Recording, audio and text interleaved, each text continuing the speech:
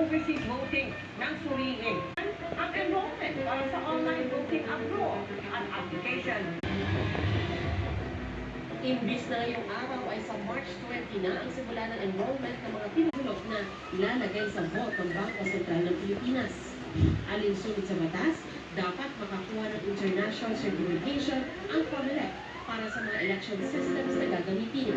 Inaasahan daw ito sa kalagitnaan ng Abril. If they do find something, I don't expect it to be major where it's going to affect the election at all.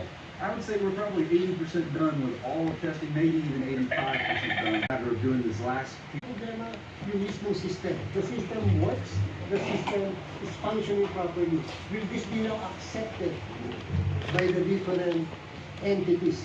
Tatanggapin ba yan? Ang application naman sa local absentee voting ay sa March 17 ang deadline, imbis na ngayong araw. Ito yung maagang pagboto ng mga government employee, sundalo, pulis at miyembro ng media para makapagtrabaho sila sa araw ng eleksyon. Ayon kay Garcia, nakikipagtulungan ng COMELEC sa mga gumagawa ng TV series.